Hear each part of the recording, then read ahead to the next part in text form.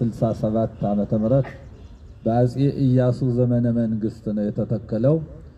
አጼ ኢያሱ እንደሚታወቀው ሁሉ የአጼ ፋሲል ልጅ ጻድቁ ዮሐንስ የጻድቁ ዮሐንስ ልጅ አጼ ኢያሱ አባታቸው እስከ ራሳቸው ድረስ በክህነት ቤተክርስቲያኒቱን በንግስና በክብር በክህነት ሲያገለግሉ የነበሩ ናቸው። እንግዲህ ያው እንደሚታወቀው ሶስተኛ መንግስት የአጼዎቹ ሶስተኛ መንግስት አጼ ኢያሱ ናቸውና በዛ ሰዓት ይሄን ቤተክርስቲያን ሲቆረቆሩት ከ300 በላይ ሊቃውንት እንዲያገለግሉ መድበው እያስገለገሉ የዛም የሊቃውንቱ ደሞዝ የሚከፈላቸው ከደንቢያ ከበለሳ ከወገራ እሪም ተተክሎ እንደሚታወቀው ሁሉ ያው በዛ ነው የሚስተዳደሩ የነበረ። አሁን በዛን ሰዓትም የነበረው የደብሩ ማዕረግ ምዕራፈ ቅዱሳን ነው። የአለቃው ያስተዳዳሪው ስም ቄስ አጼ ነው። የመምህሩ ሊቀ መራሕያን ነው። የመምህሩ ሊቀ መራሕያን ነው። የአስተዳዳሪው ስም ቄስ አጼ ነው። ነገስታቱ በሙሉ እስከሚያልፉበት ድረስ ያው መጠሪያ ስሙ የነበረው ያው ቄስ አጼ ነው እና እንደዚህ ባለ ክብር ቆይቶ እስከዚህ ድረስ ያው አገልግሎቱ ሳይቋረጥ እንደተጠበቀ ያው ከዚህ ደርሷል። በዛም ሰዓት ያው በሀገሪቱ በተለያየ ችግር በሚያጋጥማት ጊዜ ያው ቤተክርስቲያኑ ያው ችግር አጋጥሞት ነበር። እንደገና ይሄን ያለውን ቤተክርስቲያን የሰሩት አጼ ተክለ ጊዮርጊስ በ17ኛው ክፍለ ዘመን ነው። እንደገና ከብዙ ዓመት በኋላ በ17ኛው ክፍለ ዘመን ነው። አሁን ያለ መቅደሱና ቅኔ ማህሌቱ ነው። መቅደሱና ቅድስቱ ነው ያለ። ቅኔ ማህሌቱ እንደምናየው ያው በታሪክ ይሄ አሁን ያለንበት ቅኔ ማህሌቱ ይሄ እንደነበረ ያው ያስረዳል። እና እንግዲህ ይሄን አድርገን በዚህ ከቆየን በኋላ አሁን ከብዙ ጊዜ በኋላ ደግሞ እንደምታዩት በ2016 ዓመተ ምህረት ሐምሌ 5 ቀን በጣም ከባድ ዝናብ ነበረ። የሚወርድ የነበረ ዶልፊ ዝናብ ነው። እነዚህ ጽድዎች ደግሞ የሚሸከሙት በቅጠላቸው ብዙ ውሃ ስለሚሸከሙ ያለበት መሬቱ ርደት ስለነበረው ክረምት ስለሆነ አልቻለውም። እስከ ጉልላቱ ድረስ የምታዩት ጽድ ግማሹ ከላይ ከቤተ ክርስቲያኑ ተነስቶ የወረደ ነው። አሁን ሁሉም ተጎድቷል። አሁን አምናም ብዙ አላወቅነው ነበር። አሁን እየከረመ ሲሄድ ዘንድሮ ነሐሴ ላይ ያው ውስጡ የሚያፈሰው ያው ከባድ ነው የነበረው። እግዚአብሔር መቸስ አሁን በሰላም ከርመን ይሄ ክረምት ወጥቷል። አሁን በዚሁ ምክንያት ይሰራ በሚለው ተነስቶ ባህልና ቱሪዝም አዩ የቤተ መንግስቱ አካል በመሆኑ እነሱ እየተከታተሉ ቆዩ። አሁን እነሱም ያው ይሰራ ከሚለው ደርሰን ህንጻ ሰሪ ኮሚቴ ተዋቅሮ በዚህ ጉዳይ እየተንቀሳቀሰ ይገኛል። ያው ይሄ ቤተክርስቲያን እንደምታዩት እንግዲህ በዘመኑ ሲታሰብ 350 አንደኛ ዓመቱን የያዘ ቤተክርስቲያን ነው። እንግዲህ እግዚአብሔር መስገን እናንተም በክብረ ከዚህ መጠታችሁ ይሄን ያህል ዘመን አገልግሎቱ ሳይቋረጥ ሲገለገልበት ከቆየ ቤተክርስቲያን ጸሎት አድርጎ ቡራኬ ለመቀበል በዝክረ ቅዱሳን ስም ወደዚህ ተሰብስባችሁ መጠታችኋል። ጻድቁ የመጣችሁበትን የበረከት እንዲያደርጉልን ጉባኤያችንም እንዲያሰፉልን ጉባኤ ነቢያት ጉባኤ ሐዋርያት የባረኩ ሥላሴ ይሄንን ጉባኤ እንዲባረኩልን የእግዚአብሔር መልካም ፈቃዱ ይሁንልን እያል ከዚህ ላይ እኔ መልእክቴን አቋርጣለሁ። መድረኩን ለጉባኤው መሪ ሰጣለሁ። እግዚአብሔር ቀሪዋን ሰዓትና ዕለት ይባርክልን። ወስብሐት ለእግዚአብሔር።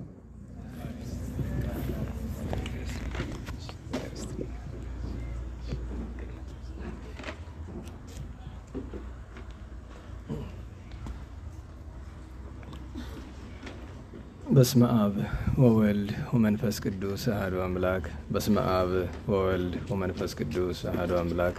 በስመ አብ ወወልድ ወመንፈስ ቅዱስ አሐዱ አምላክ አሜን። የአባቶቻችን አምላክ የቸርነት ባለቤት ቸሩ እግዚአብሔር ከዚህ ሰዓት ከዚህ ዕለት ያደረሰን ቅዱስ ስሙ የተመሰገነ ይሁን። እንዴት አረፈዳችሁ?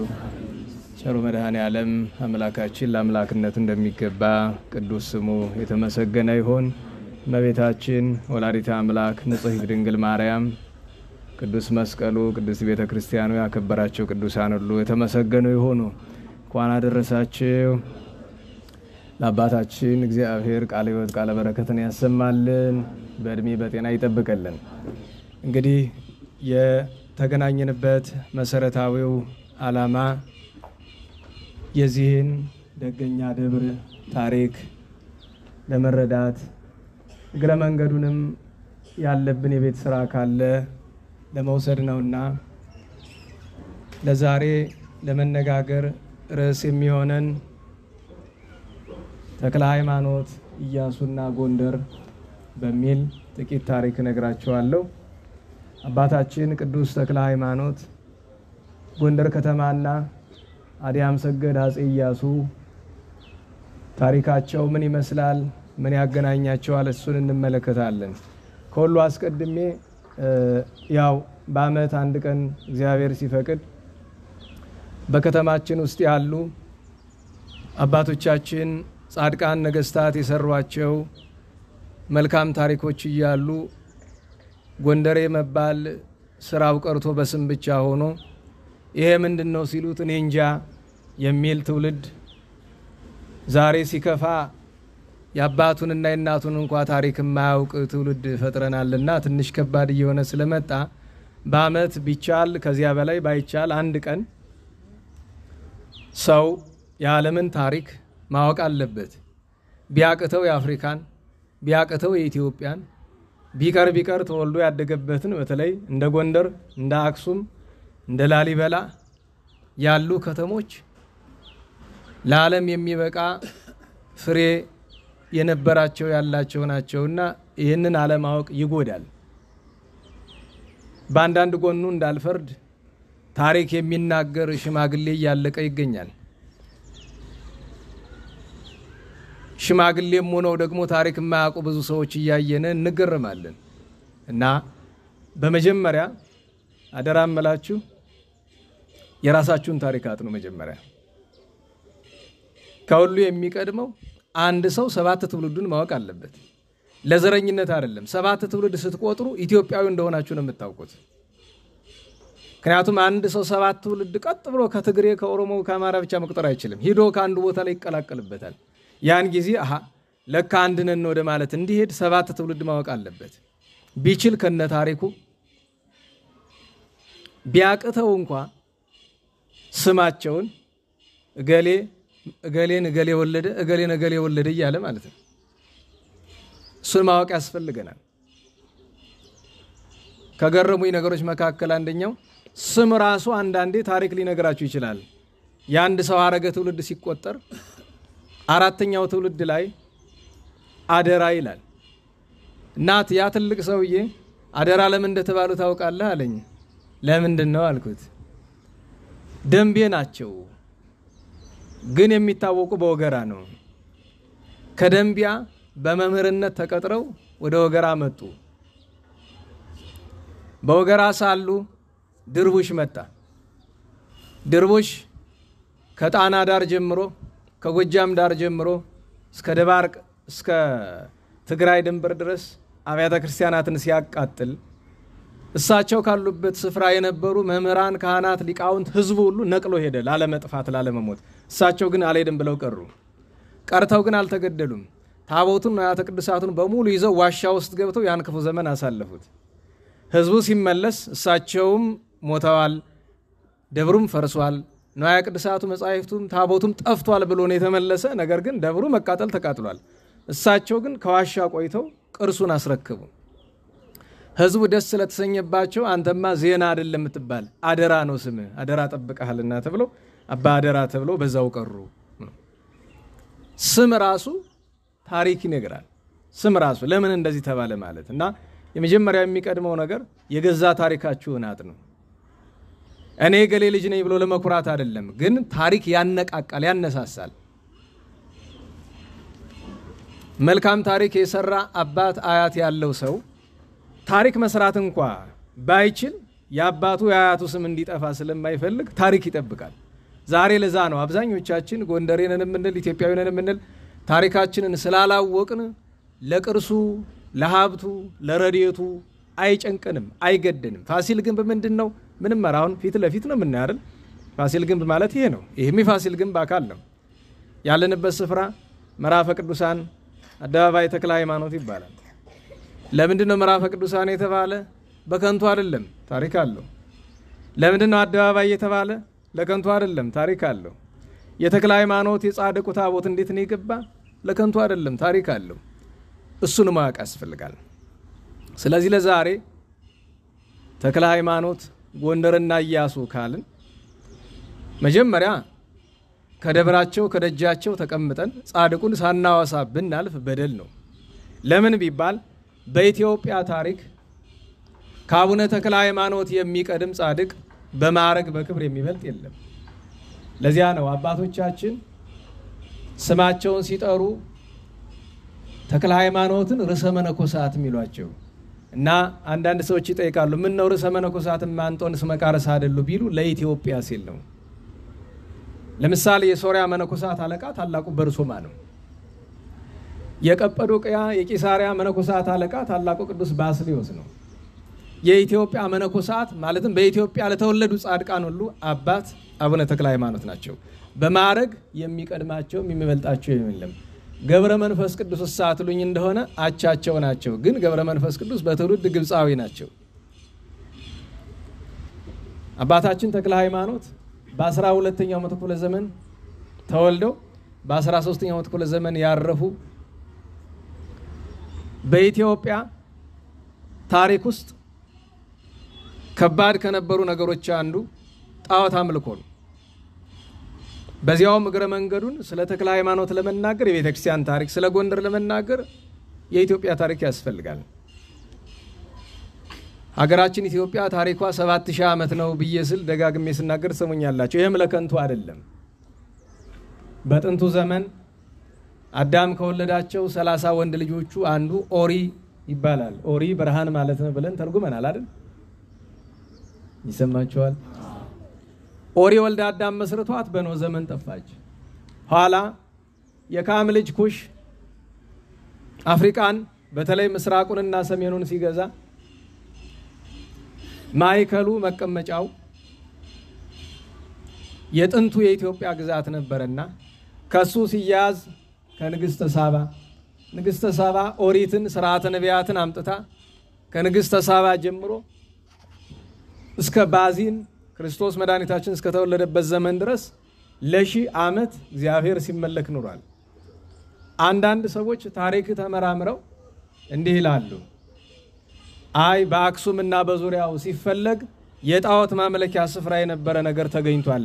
ስለዚህ ኢትዮጵያ እግዚአብሔርን ታመልክ ነበር ለምን ትላላችሁ ይላሉ። ጣዖት ማምለኪያማ ዛሬስ ሞልቶ የለ።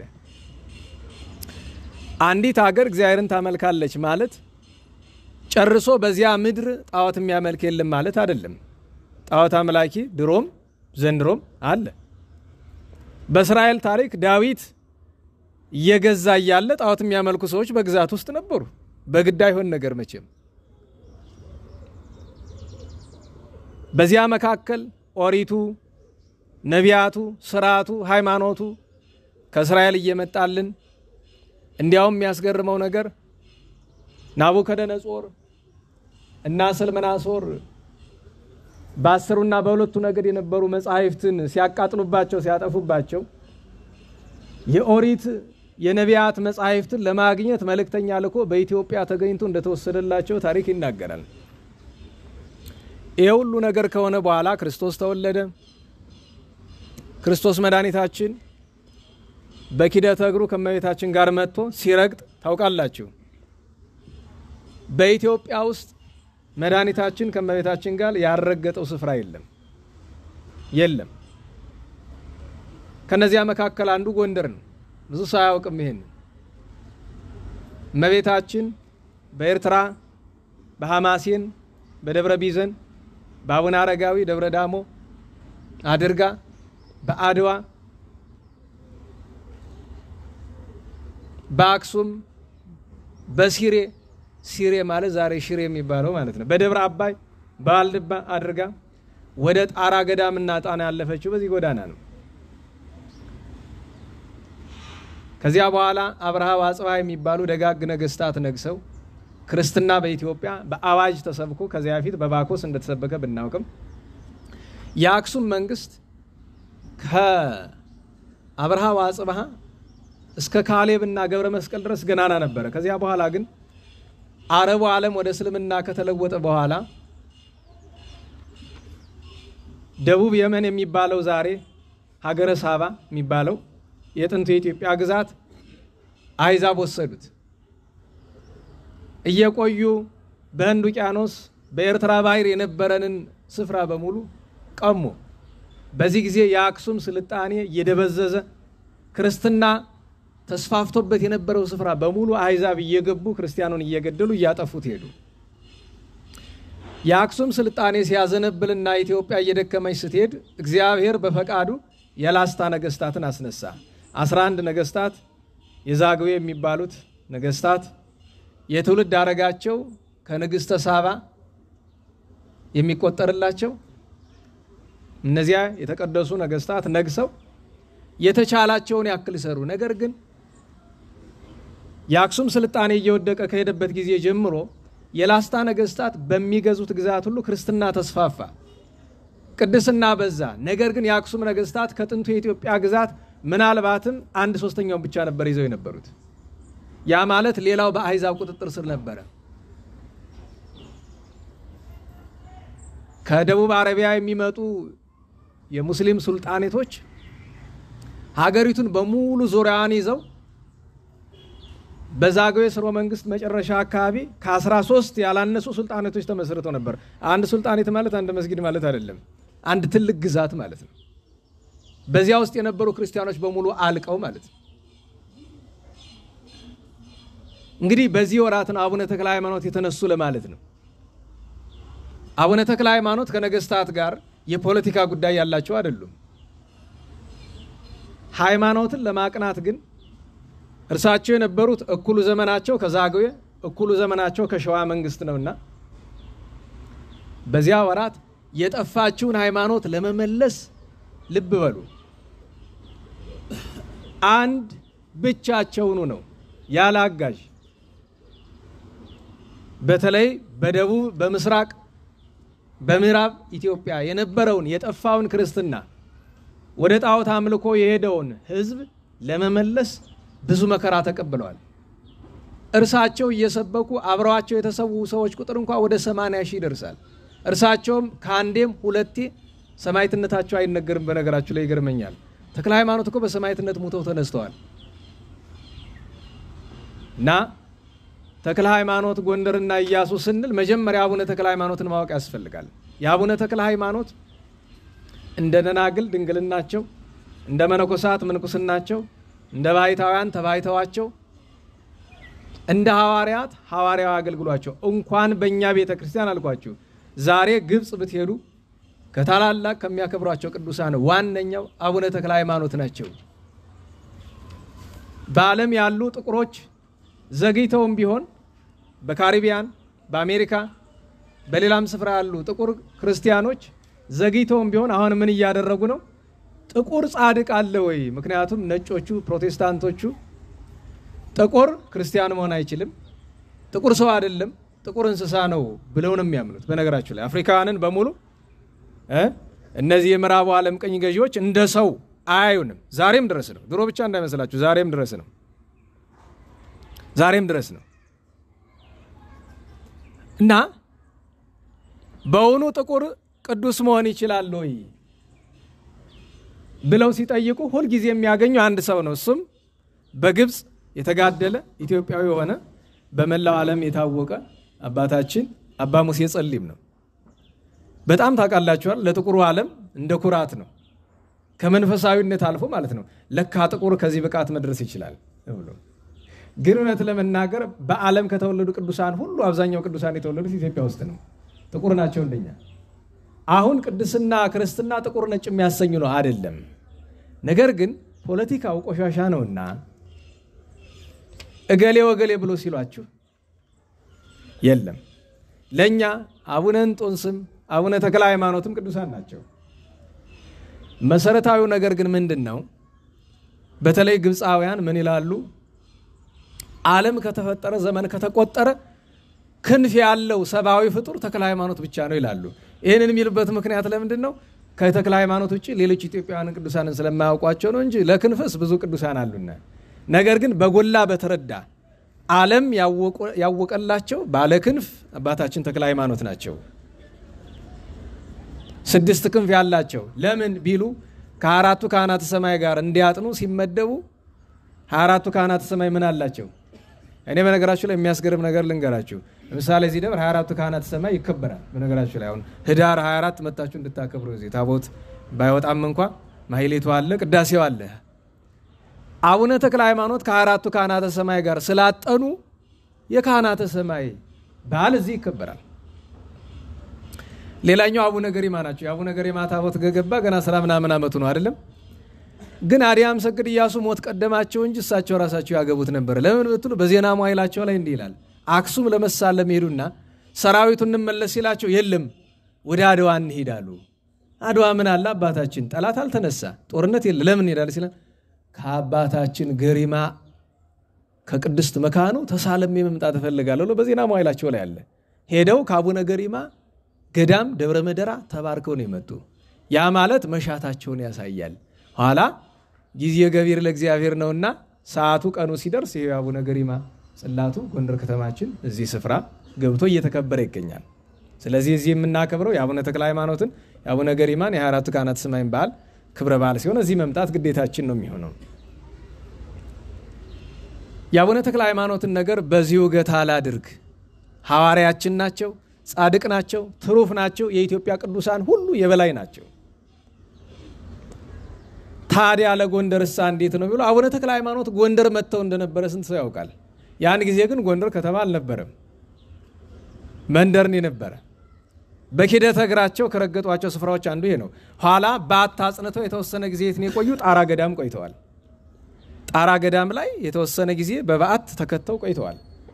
አንዳንድ ታሪኮች በገድል ስለማይገኙ ብዬ ነው። እንዲያም አንድ ጊዜ ነፍሳቸውን ይማር የኔታ የማነ ብርሃን የአባጃሌው አስተዳዳሪ አንድ ታሪክ ስተርክ ሰምቶኝ አንተ ከገድል የሌለ ከምን አመጣኸው አሉ። አይ ሁሉ እኮ ተጽፎ አይገኝም። ሁሉ ተጽፎ ይገኛል? አይገኝም እኮ። ሊጻፍ ይባል እንዴት ብሎ ተጽፎ ይዘለቃል? አሁን የዚህ ደብር ታሪክ በሙሉ ቢጻፍ ይዘለቃል? የተሰራው ተአምር በየቀኑ ለምሳሌ በጸበሉ የሚደረገው ተአምር ከቅዱሳን ገድል የሚጻፈው ተአምር እኮ 100ኛውን አያክልም። ለምን? ለማሳያ ያክል ነው እንጂ እንዴ ጻድቃን በየለቱ የሚሰሩት ተአምር ምን ቁጥር አለው? እና አቡነ ተክለ ሃይማኖትና ጎንደር ብለን ስንል ማንሻዎች እሱ ነው። የጎንደርን ነገር ለማንሳት አሁን እስከ ዛጎይ ደረስኩ አይደለም? ከዛጎይ በኋላ የሸዋ መንግስት ሲነሳ በአፄ ይኩኖ አምላክ በ1260ዎቹ ሲነሳ አቡነ ተክለ ሃይማኖት በበዓታቸው ነበሩ። እግዚአብሔር ሁሉንም በጊዜው ነው። አሁን ብዙ ሰው ምን ይመስለዋል? የዛጎይ ነገስታት ከአክሱም መንግስቱን የቀሙ ይመስለዋል። ሰው አልቀሙም፣ እግዚአብሔር ነው የሰጣቸው። እኔ በጣም የሚያሳዝን ነገር አለ። እንዴት ዋላችሁ? ቀምተው አይደለም፣ ማን ነው የሰጣቸው? በቃ ያ በአክሱም የተሰራው ስራ ይበቃል አለ እግዚአብሔር አይደለም። ወደ ዛጎይ ሄደ። ለምን? በአክሱም የነበሩት ታውቃላችሁ፣ አገር የምትጠፋ በምን ምክንያት ነው? ነገስታት እንዲህ የሚል ንግግር አላቸው አይደለም? ጠቢባን ምንድነው የሚሉ? ጀግኖች ታግለው የሰላም ዘመንን ያመጡታል። የሰላም ዘመን ሰነፍ ጅሎችን ይፈጥራል። ጅሎች የመከራ ዘመንን ያመጡታል። እንደገና የመከራ ዘመን ደግሞ ጀግኖችን ጠቢባንን ይወልዳል። እንደገና ጀግኖች ደግሞ የሰላም ዘመንን ያመጡታል። ይሄ ምን ይባላል? ቼን ነው፣ ሰንሰለት ነው። እንደዛ ነው። ገብቷችኋል? እንዴት ዋላችሁ? ገብቷችኋል? ጀግኖች ታግለው ስልጣኔን ሰላምን ያመጣሉ አይደለም? ያ ሰላም ደግሞ እነማንን ይፈጥራል? ሰነፎችን ጅሎችን ይፈጥራል። ለምን? ምክንያቱም ቁጭ ብሎ መብላት ችግር ነው። ከዛ ሰነፎቹ ጅሎቹ ደግሞ በስንፍናቸው በጅልነታቸው ምንን ያመጡታል? የመከራ ዘመኑን ያመጡታል። የመከራ ዘመን ደግሞ ማንን ይፈጥራል? ጀግኖችን ጠቢባንን ይፈጥራል እንደገና ጀግኖች ጠቢባን ደግሞ ሰላሙን ያመጣል መልሰው ስለዚህ ነገስታቱ ሰላም ሲያገኙ ጥጋብ ይጀምራሉ ለምሳሌ ያክሱም ስልጣኔ ወደቀ በጥጋብ ነው የዛግዌ መንግስት በጥጋብ አልወደቀም ጊዜው ሲደርስ አለፈ የዛግዌ ስርወ መንግስት ጥጋብ የለውም ለምን ሁሉ ቅዱሳን ናቸው የሸዋ መንግስት የወደቀ በጥጋብ ነው የጎንደር መንግስት የወደቀ በጥጋብ ነው ይሄን አንክደው ጥጋብ እንዴት ነው ከተባለ ስልጣኔው ሀብቱ ሲበዛ ደስ ሲላቸው መዝናናት ትመጣለች መዝናናት ደግሞ እግዚአብሔርን መበደል ታመጣለች ለዚያ አይታችሁ ከሆነ የጎንደር መንግስት አይታችሁት ከሆነ አጤ ፋሲል ኃይለኛ ዮሐንስ ኃይለኛ ኢያሱ ኃይለኛ እያለ ሄዶ መድከም ይጀምር የት ላይ ነው ቋረኛ ኢያሱ ከሞቱ በኋላ መድከም ይጀምራል የሸዋ መንግስት መድከም ይጀምረው የት ነው በናጼ እስክንድር ትንሽ አዘነበለው ኋላ በናጼ ልብነ ድንግል አባቶቻችን የሚሉት ነገር አላቸው አለ በቅኔ ቤት ጽጋብ ያመጽ ቅንጻው ይላሉ አይደል ሰው ሲጠግብ ይቀናጣል አይደል ወቅንጻው ያፈደፍደው ያሉ ሰው ሲቀናጣ ደግሞ መከራ ነው የሚመጣበት እና ዛግዌ ከሸዋ ቀምቶ አይደለም እግዚአብሔር ሰጥቶት ነው ሸዋ ከዛግዌ ቀምቶ አይደለም እግዚአብሔር ሰጥቶት ነው ጎንደር ከሸዋ ቀምቶ አይደለም እግዚአብሔር ሰጥቶት ነው መልሶ ሸዋ ወስዶ የለ ከጎንደር ማን ይወሰደ ሸዋ ነው ቀምቶ አይደለም እግዚአብሔር ሰጥቶት ነው በቃ ይሄን ነው ምናምንኛ ነገር ግን የሸዋ መንግስት ባይመጣ ኖሮ ክርስትና ኢትዮጵያ ውስጥ ሊጠፋ ነበር ናቡነ ተክለ ሃይማኖትና ቅዱሳኑ ነገስታቱ በተለይ አዲያም ማን ነው አጼ አምደ ጽዮን ታላቁ ገናና ንጉስ ያንን ሱልጣኔት በሙሉ ደርምሰው እስከ ሞቃዲሾ ጫፍ እስከ ህንድ ውቅያኖስ ድረስ የነበረውን ጥንታዊ ግዛት መልሰዋል ከዚያ ከሸዋ መንግስት ብሎ እንዳልኳችሁ ግራኛ አህመድ የሸዋ መንግስት አጠፋው ከሸዋ ተሰደው መተው ልብነ ድንግል ደብረ ዳሞ ትግራይ ላይ አረፉ ገላውዲዮስ በዚህ በወሎ ስፍራ አካባቢ ተሰው ስለ ሃይማኖታቸው ቅዱስ ገላውዲዮስ ንጉሱ ከዚያ በኋላ ሚናስ ወደዚህ ወደ ጎንደር አፈገፈገ ሰርጸ ድንግል መጡና እዚሁ ጎንደር እንፍራንስ ጉዛራን ሰሩና ጎንደርን መናገሻ ያደረጉ ከዚያ ገና ጎንደር ከተማ ሳይመጡ ማለት ነው ጎንደር ሲባል በነገራችሁ ላይ ጎንደር ሲባል በዚያ ዳሩ መቄት ነው የጎንደር ደቡቡ መቄት ነው ምዕራቡ ቅር ካላላችሁ ካርቱም ነው መቼም ሱዳናውያን ስለማይኖሩ ሱዳናውያን አማርኛ ስለማይሰሙ ቅር አይላቸው እነሱ መተው እዚህ አልፋሽጋን ይዘው አይደል እዚህ መተማ ዳር ተቀምጧል የለም ካርቱም ነው አታውቁም አባታችን ተጠምቀ መድህን በአጤ ፋሲል ዘመን ካርቱም ውስጥ ገዳም እንደነበራቸው ስናር ኑቢያ በኢትዮጵያ ስር የሚተዳደር ነበር እኮ እንዴው ኑቢያን ሰሜኑን ብንተው ደቡብ ሱዳን እኮ ኢትዮጵያ ግዛት ነው ነበር አሁን የግዛት ጥያቄ አይደለም ታሪክ ስለሆነ ነው ነውቀው ብዬን ለሁሉም ሰርጸ ድንግል ጉዛራ ላይ መጡ ከሰርጸ ድንግል ቀጥሎ የነበሩት እነ ያዕቆብ እነ ዘድንግል በዚሁ በጎንደር ዙሪያ አካባቢ ነበሩ ሱስንዮስ መጀመሪያ ጎርጎራ ኋላ ደንቀዝ መጡ ሱስንዮስ በዘመናቸው ጎንደርን ይፈልጓት ነበር ለምን ትንቢት ነበር በኢትዮጵያ የመጨረሻው ገናና መንግስት የሚቋቋም ጎንደር ከምትባል ስፍራ ነው እየተባለ ትንቢት ነበርና ያን ትንቢት ሲከተሉ ሃይማኖታቸውን ካዱ ብዙ ሰው ተገደለ ኋላ ምሳቸው ንስሐ ገብተው ምላሳቸው ተጎልጉሎ ኋላ ድነውም አጤ ፋሲል ነገሱ አሁን የጎንደር ታሪክ የሚጀምረው እዚህ ላይ ነው አጼ ፋሲል የነገሱ በ1624 ነው ጎንደር ግን የመጡ በ1628 ነው አንዳንድ ጊዜ ጎንደር ውስጥ ታሪክ የሚጽፉ ሰዎች ትንሽ ዘባ ያረጋሉ ደሞ አንዳንድ ችግር አለ የራስን ማጋነን አደባባይ ተክለ ሃይማኖት የኔ ነው አንደኛ ምርጥ ይላል እልፍኝ ጊዮርጊስ የኔ ነው አንደኛ አደባባይ ኢየሱስ የኔ ነው አንደኛ የሚባል ነገር የለም ሁሉን በትክክል ተርኩ አሁን እኔ ስለ አደባባይ ተክለ ሃይማኖት ታሪክ ልነግራችሁ ነኝ እኔ እዚህ ተወልጄ አይደለም ያደኩ አብዬ ግዚ ነኝ ነገር ግን በልኩ ነግራችኋል በደንብ አድርገንም ነግራችሁ ለምን ታሪክ እንዳለ ይተረካል እንጂ የራሴን ደብራ ግንኝ ምን ሊያረግልኝ ነው ሁሉ ሰው የራሱን አንደኛ ያረጋል ምን ያረጋል ደሞ ሁሉ አንደኛ መሆን አይችልም እኮ በነገራችሁ ላይ እንዴት አረፈዳችሁ ከጎንደር አደባራት ሁሉ አንደኛ ማን ነው የሚባል እርግጠኛ ነኝ እናንተን ነግሬያችኋለሁ እንደ የፈለገ ታሪክ አዋቂ ቢሆን አይመልሰው ከጎንደር አደባራት ሁሉ አንደኛ የምትባለው ዛሬ ስሟ አይታወቅም አሮጌ ልደታ ናት አሮጌ ልደታ ጎንደር የሚባል ስም ገና ሳይመጣ ጎንደር መንደር እንኳን ሳትሆን ከ1100 ዓመት በፊት በ9ኛው መቶ ክፍለ ዘመን የተሰራችው ቀዳሚ አድባራት አበራ ጊዮርጊስ እንኳን የተሰራ ካሮጌ ልደታ ከ400 ዓመት በኋላ ነው። ቃየስ የተሰራ ከ450 ዓመት በኋላ ነው። ካሮጌ ልደታ ማለት ሰው ታሪክ ሲተረክ ግራ ቀኝ የለውም። ሃይማኖትም ይሁን የሀገር ታሪክም ይሁን በደንብ ነው መተረክ ያለበት እና ፋሲል ብዙ አይታችሁ ከሆነ በአንዳንድ አድባራት ስትሄዱ ግምጃ ቤት የተሰራቸው በ1624 ነው። በ1624 እንኳን ግምጃ ቤት ልትሰራ ጎንደር ከተማ አልነበረች። ምን ያደርግልናል? የ4 ዓመት ቅድሚያ ወስደን ምን ያደርግልናል? መንበረ መንግስቶች ይሻላሉ በትክክል በ32 ብለውታል። እሱ ያስኬዳል፣ ትክክል ነው። ለሁሉም ፋሲል ነገሱ፣ ሃይማኖት አቀኑ፣ ካቶሊክን አፈለሱ፣ የውጭ ዜጎችን አባረሩ፣ ሃይማኖት ቀናች። ጎንደር አመሰራረቷ በገላውዲዮስ በሚናስ በሰርጸ ድንግል ቢሆንም ዋና መሰረቷ ለከተማዋ ግን ፋሲል ናቸው። መሰረቱን የጣሉት ዋናው ከተማን ከተማ አድርገው የጀመሩ ታሪኩ ሰፊ ነው። እንዴት ነው ወደዚህ የመጡ? እዚህ የነበረው ባህርን ምንድን ተደረገ? ህንጻው እንዴት ነው የሰሩት? አሁን ይሄ ጊዜው አይደለም። ለምን አምናታች አምና እዚያ ተርኬላችኋለሁ። ፋሲል ግን እንዴት ነው የተሰራ? እሷውን አይመለከተንም፣ እናቆየው። ለጊዜው ወደ ደብሩ ልንመጣ ነው። አጤ ፋሲል 35 ዓመት ነግሰው ሃይማኖት አቁመው ምግባር አጽንተው አገር አጽንተው ለልጃቸው ለዮሐንስ ሰጡ። እርሳቸው ዳጋ ተቀበሉ። መጀመሪያ አዘዞ ተክለ ሃይማኖት፣ በኋላ አፍልሰው ዳጋ ወሰዷቸው፣ ዳጋ እስጢፋኖስ።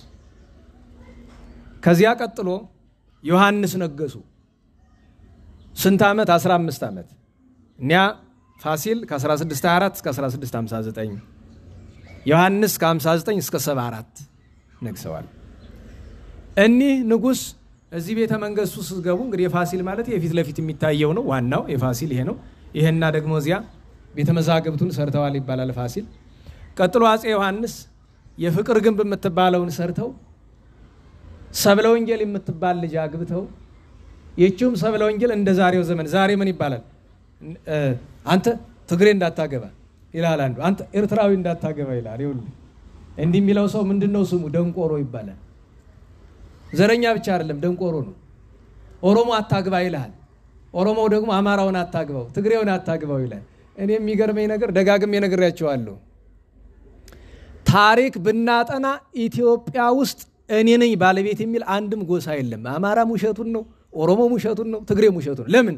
የአማራ ታሪክ መጀመሪያው እናውቀዋለን። ኢትዮጵያን የጀመራት አማራ አይደለም። ኢትዮጵያን የጀመራት ትግሬ አይደለም። ኢትዮጵያን የጀመራት ኦሮሞ አይደለም። ኢትዮጵያን የመሰረቷት ስም አጠራራቸውም የለም። ስለዚህ ንብረት ናት ከተባለ አፈር ውስጥ ያሉት ንብረት ናት፣ የኛ አይደለችም።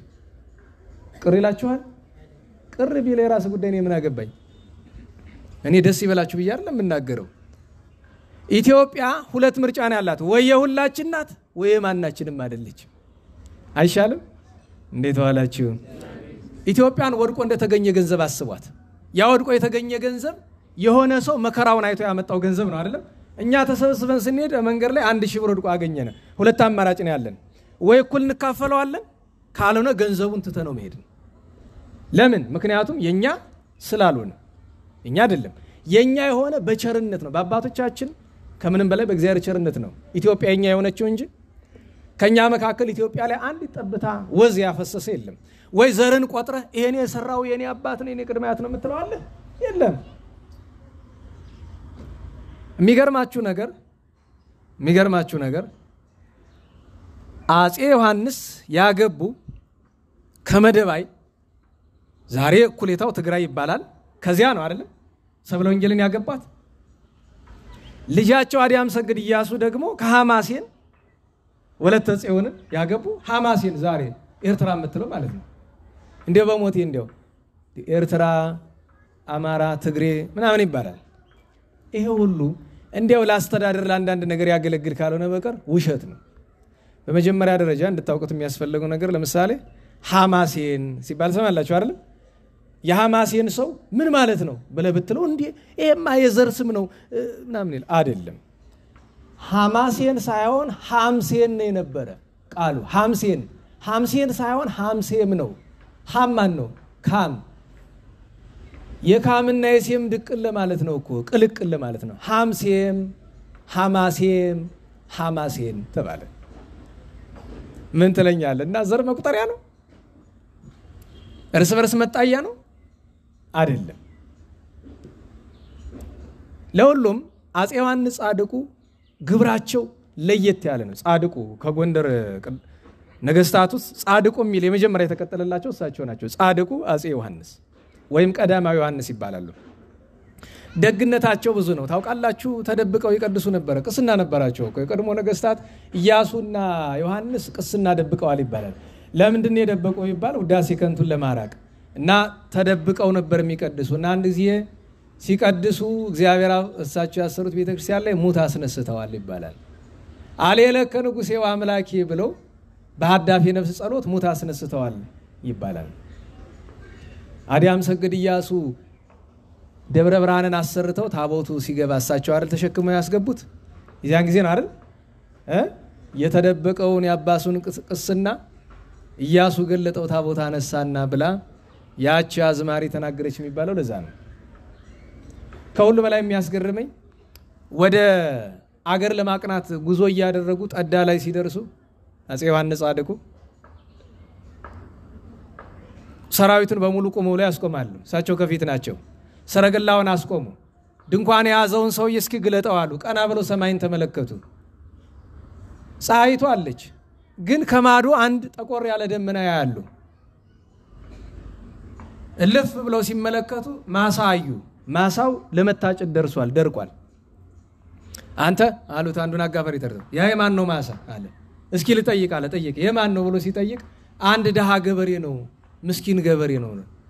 አሁን እዚህ ያሉትን ሰራዊቱን በሙሉ ወረዱ፣ ከበቅሏቸው ከፈረሳቸው ላይ አስወርደው አጭዱለት፣ ዝናብ እየመጣ ነው። ይሄ ሰውዬ መጥቶ ልጨደው ቢል አይደርስም፣ ቢደርስም አንድ ብቻውን አይዘልቀውም፣ ደሃ ነው ብለውኛል። እንጨድለት ነው። ሙሉን አሳጭደው አስከምረው ጥላ አስጥለውለት ሄዱ። ያ ዝናብ ለቀቀው። ያ ገበሬ እያለቀሰ እየሮጠ ቢመጣ አዝመራው ታጭዶ ተከምሮ ጥላ ተጥሎበት አገኘ እና ደነገጠ። መልአክን ከሰማይ ወርዶ እንዲያደርገው አለ። የለም አለ አንድ ሰው ተመልክቶ፣ የለም ጻድቁ ናቸው እንዲያደርጉ። ደግሞ ማድረጋቸው ብቻ አይደለም፣ ሰውየው ይያይ ጉዳያቸው አይደለም። አባቶች ምን አሉ? መልካም ሰው ሰውያየው በጎ አያደርግም አማራጭ ካላጣ በቀር። እንዲያሉት ደግ ሰው ልጅ የወለዱ ገና ሳይነግሱ ነው። ከመንገሳቸው ከ15 ዓመት በፊት ነው ሚስት ያገቡ የተዳሩ። ሚስታቸው እቴጌ ሰብለ ወንጌል የምትባል መልካም ሰው ናት። አንዳንዶቹ ስሟን ያጠፏታል። የንስሐ አባቷን ማግባት ፈልጋየው። ኧረ እባክህ ተው ግድ የለም። ኧረ እንዲህ ያለዳ እሷን አግብተው በተጋቡ በአመቱ ይባላል በ1646 ዓመተ ምህረት ልጅ ወለዱ። ማን አሉት? ኢያሱ። በእርግጥ አስቀድሞ አንድ ልጅ ወልደዋል። እርሱም ማን ይባላል? ዮስጦስ።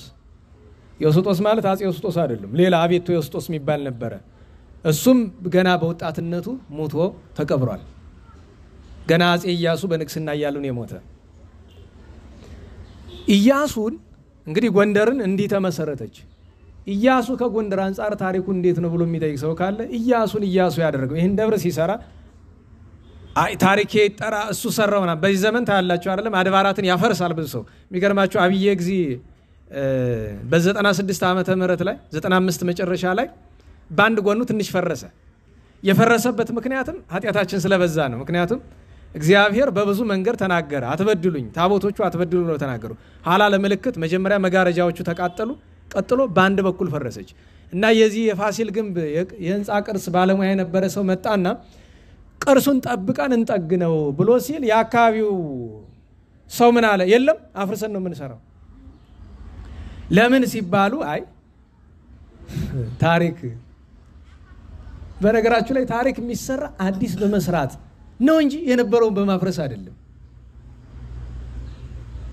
የነበረውን ማፍረስ ስም ያጠፋል። እኔ ያው ታሪክ ጽፌባቸዋለሁ። የአብዬ ጊዜን ቅርስ ያፈረሱ ነው እንጂ ታሪካቸው ወደፊት የሚተረከው ማንም ያስታውሳቸው የለም። በነገራችሁ ላይ በአንድ ነገር ነው የሚታሰበው።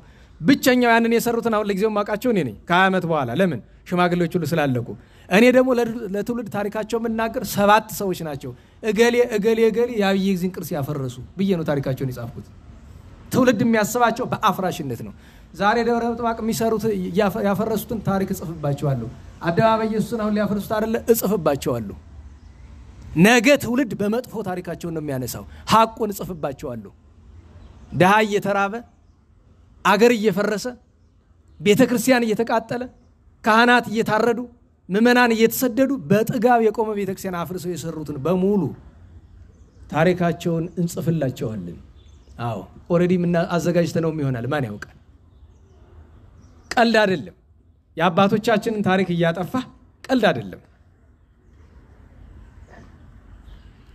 ፈረንጅ እንኳን አንድ አውሮፓዊ ለዚህ እየመጣ የቅርሱ ደህንነት ስለሚያሳስብ እየመጣ የስንጥቁን ክፍተት የሚለካ አረባካችሁ ሊፈርስ ነው የነገር ይያል ዛሬ ኢትዮጵያዊ ነው ጎንደሬ ነው ብሎ ከማፍረስ በቀሌላ ምንም ስራ ያለው በነገራችሁ ላይ ጎንደር ውስጥ መደበኛ ስራችን ማፍረስ ነው ልደታዎችን ጠይቋቸው ምንድነው ሙያቸው የልደታን ቅርስ ያፈረሱት እነሱ ቃ ኢየሱስ በጣም ያሳዝነኛል ስንት መቶ ዓመታት የቆየ ቅርስ ቃ ኢየሱስ አፍርሰውታል ወለነ ጎድጓዶች ቅርስ ነው ያፈረሱ አብይ ጊዜ ፊት ሚካኤል ባታ እነዚህ ሁሉ ምን ዘክራቸው በታሪክ አጥፊነት ነው የነዚህን ሁሉ ደብረ ሰራው የሚለው በሙሉ በታሪክ አጥፊነት ነው የሚመዘገብ እሱን ማወቅ አለብን አስተዳደጋችን ጠማማ ስለሆነ ይመስለኛል ለምን ቢባል አዲያም ሰግድ ኢያሱ ነፍስ ሲያውቁ አባታቸው አፄ ዮሐንስ በል ይሄ ልጅ የላመ የጣመ ሳይለምድ የቤተ መንግስት ቅብጠት ሳይነካው ወሰዱልኝ ብለው ደብረ ሞጊና አስወሰዱት ደብረ ሞጊና ተምሮ አድጎ መጣ ከቤተ መንግስት ገብቶ ልጅ ምን ተማርካሉት አፄ ዮሐንስ ጻድቁ ብሉይን ሐዲሱን ሊቃውንቱን ሥርዓተ ቤተ ክርስቲያኑን ተምሬያለሁ ሌላስ አሉ ሌላ ምን አባቴ አለ መነኮሳቱን ጥሩልኛል ተጥሩ ድን ያስተማራችሁት ብሉይ ሐዲስ ሊቅ አስተምረናል ሌላ ምን አባታችን ልጅን ትቢት ነው አስተምራችሁ ያመጣችሁት እና ምን ይማር እንጀራ መጋገር ዳቤ ማለት ነው ወጥ መስራት እግር ማጠብ ንፍሮ መቀቀል ወጥቶ ወርዶ መታዘዝ አስተምሩልኝ እንዲህ ካልሆነ ለሀገርም ለራስም አይረባም ወሰዱት ብለዋል እንደገና ወስዶ አስተምሮ መልሶ አመጣውታል ስነ ምግባሩ የቀና ስለነበረ በወህኒ አምባ አዲያም ሰግድ ኢያሱ እንደሌሎች አልታሰረም ምክንያቱም የነጋሲ ዘር የንጉስ ልጅ በሙሉ ተሰብስቦ እዚያ ወህኒ አምባ በአዲስ ዘመን ማዶ ባለው ነው የሚታሰር ጊዜው ሲደርስ አፄ ዮሐንስ ዘመቻ ወጥተው ተመልሰው ሲመጡ መንገር ላይ ታመሙ ቀና ብለው ጌታዬ ከቤቴ እስከምደርስ ታገሰኛሉ ከቤተ መንግስታቸው መጡ እድሜያቸውን ሁሉ በመናኔ ነው ቆዩ ከዚያ ጥቂት ጊዜ ጠዳ አካባቢ በጾም በጸሎት ቆዩና ወደ ቤተ መንግስት ተመልሰው ነፍሳቸው ከስጋቸው ከመለየቱ በፊት ኑዛዜ ተናገሩ ኢያሱ እንዲነግስ ለምን ስራ ሰርተውበታል እንዴት አረፈዳችሁ ስራ ሰርተውበታል እሻሉ አዲያም ሰገድ ተብለው አፄ ኢያሱ በ1674 ዓመተ ምህረት አባታቸው ሐምሌ 15 አርፈው ከጥቂት ገናት በኋላ እሳቸው ነገሱ አሁን ልብ በሉ በዜና መዋዕላቸው ውስጥ የምናገኛቸው ታሪኮች አሉ በገድላቸው ውስጥ የምናገኘው ታሪክ አለ አሁን አዲያም ሰግድ ኢያሱን ጥቂት ማንነታቸውን እናውሳና ይሄን ደብር ለምን እንደሰሩት እዚህ ደብር ምን እንዳደረጉ እንመጣለን አዲያም ሰግድ አፄ ኢያሱ ከነገሱ በኋላ ትልቁ ስራቸው የሚባለው በዋኝነኝነት የሚዘከርላቸው የመጀመሪያው ትልቁ ነገር በኢትዮጵያ ነገስታት ታሪክ ውስጥ ግማሽ ሊባሉ የሚችሉ ነገስታት ከአንድ በላይ ሚስት ያገቡ ነበር ብንደብቀው ዋጋ የለው አንዳንዶቹ ዘር ለመተካት ነው እገሌ ያለላችሁም ግን ከተለያዩ ሚስቶች ለምሳሌ 32 ልጆች የወለዱ አሉ አንድ ንጉስ ደግናቸው መልካም ናቸው በዚህ ግን አይመሰገኑም በነገራችሁ ላይ አንድ ነው ተወቁ አንነቅፋቸውም ግን ደግሞ በዚህኛው ግብራቸው አናመሰግናቸውም አዲያም ሰገድ አፄ ኢያሱ ሁለተኛዋን ያገቡት የመጀመሪያዋ ስትሞት ነው ወለተ ጽዮን ስትሞት ነው ማርያማዊትን ያገቡት የመጀመሪያው ትልቁ ነገራቸው ምንድነው በሥርዓተ ተክሊል ሐማሴን የደጋጎቹ ዘር ከሆነች አንዲት ወለተ ጽዮን የምትባል ሴት አመጣው ሥርዓተ ተክሊል ተደርሶላቸው ታዲያ ሥርዓተ ተክሊል ሲደረስላቸው የት ነበረ ትለኝ እንደሆነ እዚህ ስፍራ እልሃለሁ አድራሾቹ ማን ነበሩ እና አለቃ ዘወልድ ወይም ቄስ አፄ ዘወልድ የመጀመሪያው የአደባባይ ተክለ ሃይማኖት አለቃ ቄስ አፄ ዘወልድ ሊቅ መናኝ በታሪክ ትሩፎ ምግባር ተብሎ የሚጠሩ የተረፈላቸው መምህር የነበሩ ተክሊላስ ይሄ ነው የመጀመሪያው ነገር ቀላል ነገር እንዳታረጉት በአንድ ሴት መወሰን ለምን አገሩ ሁሉ በእጃቸው ነው እንዴ አንድ ንጉስ በአንድ ሚስት ከመወሰን ላይ ቅድስና የለም እነነቴን ከዚያ ቀጥሎ ሁለተኛ ስራቸው ምንድነው የነገስታት ልጆችን ዘሮችን በሙሉ ሰብስበው መጥተው ይወላችሁ እኔ እናንተ ታስራችሁ እንድትኖሩ አልፈልግም ይሄው ሹመት ሽልማት ብሎ አገረ ገዥነት ሰጥተው አሰናበቷቸው መንግስትን ከልጅ ልጅ አያወጣ ብሏል በጎንደር ታሪክ 3 ልጆቻቸው የነገሱላቸው ንጉሳቸው ልጅ የልጅ ልጅ አይደለም ልጅ ተክለ ሃይማኖት ምንም የተረገመ ቢሆንም ጻድቁን አይደለም ንጉሱ ተክለ ሃይማኖት የሳቸው ልጅ ነው ዳዊት የሳቸው ልጅ ነው በካፋ የሳቸው ልጅ ነው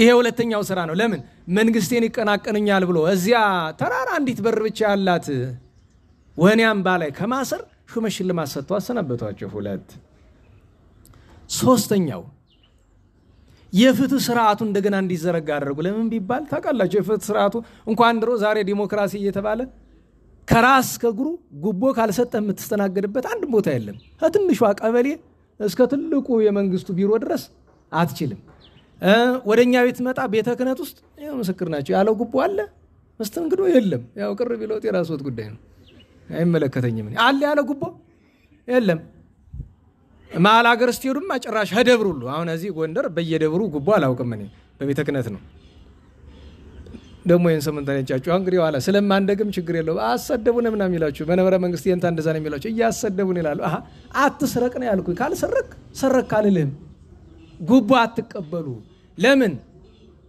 ይባ በትግልት ኪሩብ ወሰነ ዘቦ ትቢተ ወዘቦ ህሊያን ብሏል አይደል ሐዋርያት በሲኖዶሳቸው የተናገሩት ነው ጉቦ የሰጠም የተቀበለም ከክህነቱ ይሻር ተብሏል እኔ እንግዲህ ደብቂው አይሆንማ ትናንትም ጉባኤ ላይ ነበራችሁ ነግሬያችኋለሁ እሱን ማስተዋል ይገባናል ትልቁ ነገር እሱ ነው አስተዳደር በጣም ያስፈልጋል ምክንያቱም እኔ ገንዘብ ያለው ሰው እሺ በጉቦ ጉዳዩ ይፈጸምለታል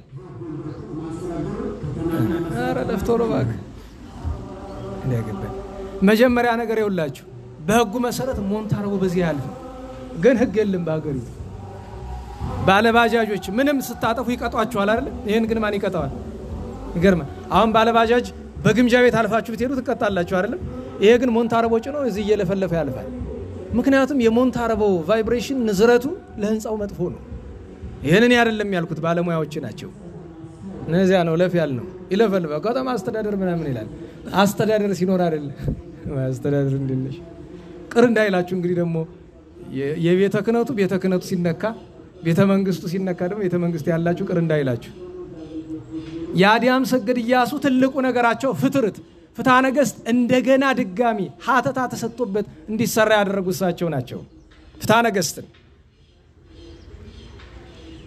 በስንክሳር ያልተካተቱ ቅዱሳን ድጋሚ እንዲካተቱ ያደረጉሳቸው ናቸው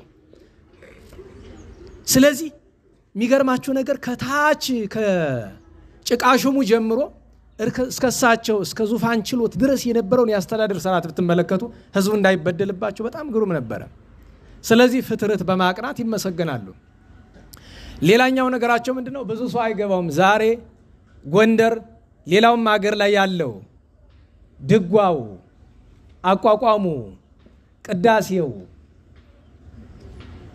ትርጓሜው ቅኔው እነዚህ በሙሉ በነገራችሁ ላይ ያው ፀሐዩ እኔ በቅርብ ጊዜ ነው ያነበብኩኝ ድሮም አውቀዋለሁ ግን ዛሬ ደግሞ ታመሜ ሄጄ ስመረመር ዋናው በሽታ ቫይታሚን ዲ ጥረት ስላለብህ ነው እና ልንገርህ አለኝ የኢትዮጵያ ህዝብ እስከ 70% ቫይታሚን ዲ እጥረት አለበት ለምን ሲባል ስራዬ ብሎ ፀሐይ አይሞቅም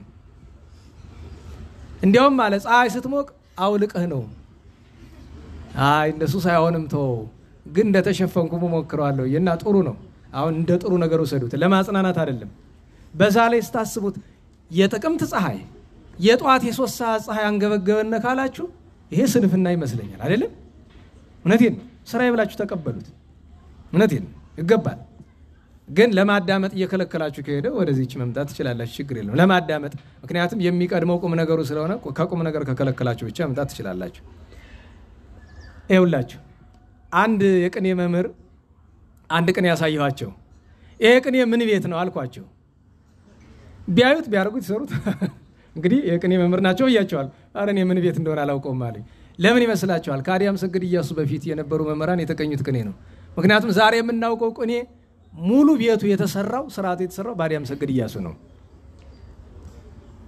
የድሮ አቋቋምና የዛሬ አቋቋም ለየት ያለ ነው ለምን ዛሬ የምናውቀውን አቋቋም የሰሩት ያሰሩት አዲያም ሰገድ ኢያሱ ናቸው ድሮ ትርጓሜ ግዝ በግዝ ብቻ ነው ዛሬ አንድም እየተባለ በ13 ጎዳና የሚተረጎመው እኮ ያን 13 ጎዳና እንዲቀና ያደረጉት አዲያም ሰገድ ኢያሱ ናቸው ድጓ ጠፍቶ ኑሮ በተለይ ዜማው ጠፍቶ ኑሮ እንደገና ምልክቱ እንዲሰራ ያደረጉት ምልክቱን የሰሩት ጨጌ ቃላዋዲ ይባላሉ ጨጌ ቃላዋዲ ማለት በአዲያም ሰገድ ኢያሱ ዘመን የነበሩ ናቸው ድጓ እንደገና ምልክቱ የተሰራ በሳቸው ዘመን ሳቸው ናቸው እንዲሰራ ያደረጉት ቅዳሴ በነገራችሁ ላይ ሰለልኩላ ቅዳሴ መሰረቱ ጎንደር ነው ብለን እዚህ በፊት ነግሬያቸዋለሁ ሰለልኩላ ቅዳሴን የቅዳሴ መምህራንን ሰብስበው ያሰሩት የያሬድን ወዝ ሳይለቅ አዲያም ሰገድ ኢያሱ ናቸው ከዚያ ከጎንደር ማን ይዘውት ሄዱ አቡነ መልካ ክርስቶስ ሰለልኩላ ሚካኤል ወሎ ወስደው ወንበር ተከሉበትና ዛሬ ምስክሮ እዚያ ሆነ ለዚያ ነው የጎንደር ዜማ ደብረ አባይ አይደለም ሰለልኩላ ነው የሚባል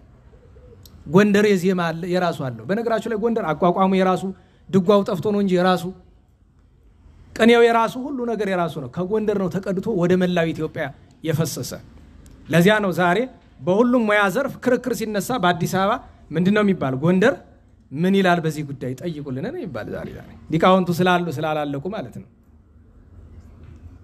እና ኢያሱ እንዲህ አደረገ የሚገርማችሁ ነገር በተለይ በመጽሐፍ ትርጓሜ ተራ ሰዎች እንዳይመስላችሁ የመረጠ 4 ቅድስና ያላቸው አባቶችን መረጠ አንደኛው ክፍለ ዮሐንስ ናቸው ሁለተኛ መምህር ሰራዊ ክርስቶስ ናቸው ሶስተኛ አቃቤ ሰዓት አብራኒዮስ ናቸው አራተኛው ጨጌ ቃላዋዲ ናቸው ጨጌ ቃላዋዲ በጨጌነት ቆይተው በፖለቲካ ግርግር ምክንያት ተሽረው ወደ በአታቸው ገቡ አዲያም ሰገድ ኢያሱ የደብረ ሊባኖስ መነኮሳትን ሰብስበው ማንን ልሹምላችሁ ብለው ሲሏቸው ቃላዋዲን አሉ መልእክተኛ ሲላክ በጸጋ አውቀው ጌታ የጻድቁ ተክለ ሃይማኖት አምላክ የምትወደኝ ከሆነ አሁኑን ግደለኝ እኔ ሹመት አልፈልግም ብለው አሉ ቢደርሱ ነፍሳቸው ከስጋቸው ተለይታ ያገኟቸው ይባላል እኔ ናቸው የድጓውን ምልክት የሰሩት እንደገና ብሉይን ያቀኑሳቸው ናቸው አንድምታ ትርጓሜው የኔታ አብራኒዮስ ማለት በደንጊያ ላይ ተጭነው አቃቤ ሰዓት አብራኒዮስ በደንጊያ ተጭነው በብቃት የሚንቀሳቀሱ ናቸው በደመና አይደለም በደመና ከመጫን በላይ ደንጊያ በደንጊያ ላይ ተቀምጠው እንደ ደመና የሚጓዙበት የነበሩ ናቸው ክፍለ ዮሐንስ ናቸው ባለ የዛሬ 2 ዓመት ደብረ ብርሃን ላይ ነግሬያቸዋለሁ ክፍለ ዮሐንስ ማን እንደሆነ ለሁሉም ንጉሱ እነዚህ ነገሮችን አደረገ ከዚያ ውጪ ባለው ጎንደር ከተማን ለማሻሻል ከውስጥ ይሄ ወሸባ ቤቱን በዚህ ማዶ የምትመለከቱትና ዋናውን ቤተ መንግስት ያ ትልቁን ከአፄ ፋሲል ቀጥሎ ያለውን ትልቁን ቤተ መንግስት እና ከመካከል ያለው ትልቁ አዚህ ግቢ ካሉት አብያተ መንግስታት ትልቁ የፈረሰው የኢያሱ ነው ይባላል የለም ሜዳ ላይ ትንሽ ደንጋይ ብቻ ነው የቀረለት እንጂ ሙሉ በሙሉ ጠላት አፍርሶታል እንዴት ዋላችሁ እንግዲህ ይሄንን ሁሉ ያልኩበት ምክንያት ጥቅምት 5 ቀን በቀደም የአዲያም ሰገድ አፄ ኢያሱ ሰማዕትነታቸው ስለሆነ በሁለት ስፍራ በደብረ ብርሃንና በዚህ ስፍራ ማይሌት ስለሚቆምላቸው መልካቸው በመልክ ስለሚመሰገኑ እርሳቸውን ሳያወሱ ደብሩን ማውሳት ስለማይቻል ነው ታዲያ አቡነ ተክለ ሃይማኖት ቤተክርስቲያንን ለምንድን ነው የሰሩት ነው ጥያቄው ታውቃላችሁ አዲያም ሰገድ ኢያሱ ወደ 13 ያክል አድባራትን ሰርተዋል ከነዚህ መካከል ግማሾቹ አዳዲስ ናቸው ግማሾቹ ደግሞ ፈርሰው ኖሮ እንደገና ለምሳሌ ክብራን ገብርኤል እንደገና ሰርተውት ነው እንጂ ዛሬ ፊት ነበረ። ሌሎችም እንደዚሁ ነበሩ። ለምሳሌ ጋሾላን ጥንት ነበረ ድጋሚ ነው የሰሩት። አዳዲስ ከሰሯቸው መካከል አታውቁት ይሆናል እንጂ ደቋ ኪዳነ ምሕረትን ታውቃላችሁ? ዳባት ደቋ ኪዳነ ምሕረት አዎ እሷ የኢያሱ ናት። ከዚያ እንደገና ደግሞ ጎረንኮን የሚያውቃል? ጎረንኮ ማርያም በጣም ዛሬ ድረስ በጣም ለአይን የሚያሳሳ ቅርስ ያላት ናት። እንዲያውም አንድ ሰው መጥቶ ከዛ ኧረ እባክህ እንሂድ አለኝ። ለምን ብዬ ስለው ከዛ እንኑር እስቲ እንዲያው ለምን ቅርሱ እየጠፋ ሰው የለም እና እንዲያው አንተ ታሪክ ስለምትል ከዛም አትኑር ዝም ብለህ ያው መቃብሬት ነው። አንተ ሰውዬ ጤናም የለ ብዬ ጥሩ ነበረ ቢሆንማ ጎረንኮ ማርያም የኢያሱ እመቤት እዚያ ነው ያለ። ከዚህ ሁሉ የሚቀድመው ግን ከደብረ ብርሃን ሥላሴም የሚቀድመው በአንዳንድ ታሪክ ደብረ ብርሃንን አስቀድሞ ሰሩ ይላል። አይ ውሸት ምን ያደርጋል? መጀመሪያ የተሰራ ምዕራፈ ቅዱሳን አደባባይ ተክለ ሃይማኖት ነው። የሚገርማችሁ ምዕራፈ ቅዱሳን አደባባይ ተክለ ሃይማኖት ደብረ ብርሃንን በ9 ዓመት ይቀድመዋል። ይህን ማወቅ ያስፈልጋል። ንጉሱ እንደነገሱ የመጀመሪያ የንግስና በረከታቸውን ምስጋና ያቀረቡት እዚህ ነው። አደባባይ ተክለ ሃይማኖት መጥተው ነው። ነሐሴ 24 ቀን ሐምሌ መጨረሻ ነግሰው ነሐሴ 24 ቀን እዚህ ተክለ ሃይማኖትን አንግሰው አክብረው በረከት ተቀብለው ሊቃውንትን ሰበሰቡና የዚያን ቀን ውይይት ተደረገ። ውይይቱ ምንድነው? የጎንደር ሰው በትክክል እንደተጻፈው ክርስትና እየኖረ ነው ወይስ እያጠፋ ነው የሚል። አንዳንዱ ታሪክ ሲተረክ በቃሌ ስናገረው ለከንቱ እንዳይመስላችሁ ከዜና መዋዕላቸው ላይ ላንበብላችሁ። በነገሱበት ዓመት ነናላች ሰማችኋል አይደል? በነገሱበት ዓመት የአቡነ ተክለ ሃይማኖትን በዓል አክብረው ልብ በሉ። ከዚያ የዛኑ ቀን ከሰዓት ጉባኤ ተደርጎ በማግስቱ የተነገረ አዋጅ ስላለ እሱን ማወቅና ማስተዋል ስላለብን ላነብላችሁ እወዳለሁ። እንግዲህ የነገስታቱ ዜና መዋዕል የተጻፈው በግዕዝ ነው። ግዕዙን አንብቤ በአማርኛ ተረጉምላችኋለሁ። እንግዲህ በነገሱበት ዓመት ወዲያው ነገሱ ካለን በኋላ ወአመስራ ወረቡኡ ለነሐሴ ነሐሴ 24 ቀን ገብረ በዓለ አቡነ ተክለ ሃይማኖት አለ። የአባታችን የተክለ ሃይማኖትን በዓል አከበረ። ውስተ ቤተ መቅደስ ዘሐነጻ ራሱ ከሰራት ቤተ መቅደስ እዚች ላይ አከበረ አለ። ከመዘከርነ ቅድመ አስቀድሞ እንደሰራት ታሪኩን ስለተናገረ አስቀድመ እንደተናገርነ ወበሳኒታሁ አንገረ ንጉስ አዋጅ አለ። ይሄ ነው እንግዲህ ታሪኩ። የዚያኑ ቀን ከሰዓት ሊቃውንትን ሰብስቦ ዋናው የስብሰባ አጀንዳ ምንድን ነው? የጎንደር ክርስቲያን ሰው በሞተ ጊዜ ፊቱን እየነጨ ጥቁር እየለበሰ ከክርስትና ወጥቷል። ሊቃውንት ይሄ ነገር ስርዓት ነው አላቸው። አረ የለም ሰው በሞተ ጊዜ ባለፈው የእንታ ተሾመ ያደረግነው ይሄ ነው። የኢያሱ አዋጅ ነው። ከዚህ የታወጀ ነው። ቅድም ብያቸዋል። አደባባይ የተባለ የሃይማኖት አዋጅ ስለሚነገርበት ነው። በነገራቸው ላይ አደባባይ ተክለ ሃይማኖት የተባለ የሃይማኖት አዋጅ የሚነገርበት አደባባይ ነበር። የተክለ ሃይማኖት ምን ተናገርን አይደል? አደባባይን ምዕራፈ ቅዱሳንን በኋላ ልናመጣው ነው። ውይይት ከተደረገ አዋጁ ምንድነው የሚለው? ከመይልበስ መኑሂ እሚዜ ከዛሬ ጀምሮ አለ።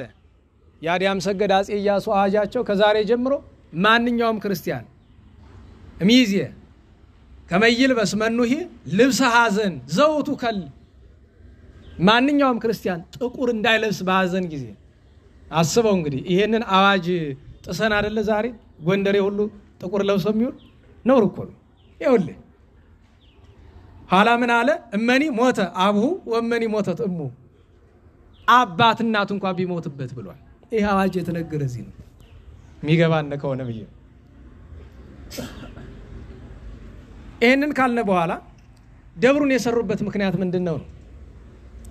አባታችን አጼ ኢያሱ አዲያም ሰገድ ታላቁ ኢያሱ ቀዳማዊ ኢያሱ በጣም ለአቡነ ተክለ ሃይማኖት ለየት ያለ ፍቅር ነበራቸው። የዚህ ምክንያቱ ከልጅነታቸው አባታቸው ያስተማሯቸው ነገር ነው እና አቡነ ተክለ ሃይማኖት እንደ ነፍስ አባት ማለት ናቸው። ለዚያ ነው የአጼ ኢያሱ የነፍስ አባት ከዚህ መረጥ የነበረ። ለተወሰነ ጊዜ ብቻ መልአከ ብርሃናት ቀውስጦስ የነፍስ አባት ነበሩ እንጂ በአብዛኛው እዚህ የነበሩ አባቶች ናቸው የነፍስ አባት። ከዚያም እንደ ትውፊቱ ነው ለነገስታት ሁሉ የነፍስ አባት የሚመረጥ ከአደባባይ ተክለ ሃይማኖት ነበረ። አቡነ ተክለ ሃይማኖትን ከመውደዳቸው የተነሳ ታቦታቸው ባለበት ስፍራ ሁሉ እየዞሩ ያከብሯቸው ነበር።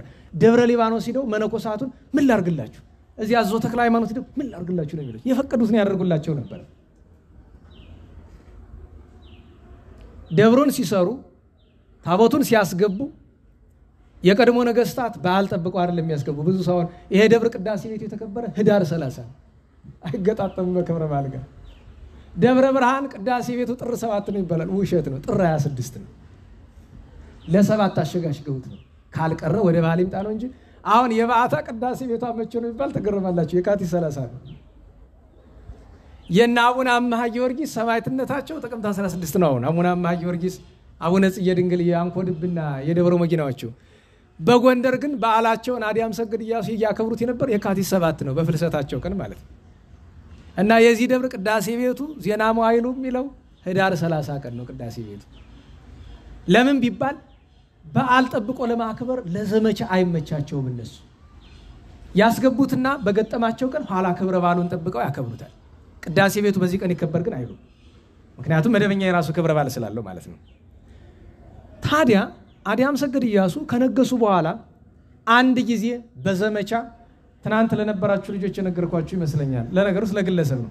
የሚገርማችሁ ነገር ሊማሊሞ የሚባል ታውቃላችሁ? በዚህ ሊማሊሞ ምን ማለት ነው? ሚዲያ ላይ ያለን አንድ ጋዜጠኛ ላክንና አንድ ታሪክ አዋቂ ተብሎ ሊማሊሞ ምን ማለት ነው ሲባል ሊማሊሞ ማለት የጣሊያን ኢንጂነር ነው። ጣሊያን ኢትዮጵያን በወረረ ጊዜ የሊማሊሞን መንገድ የሰራው ኢንጂነር ነው። አቤት ውሸት! ሊማሊሞ አዲያም ሰገድ አጼ ኢያሱ እያሉ የወጣ ስም ነው። ስሙ ሊማሊሞ አይደለም፣ ላማልሞ ነው የሚባለው።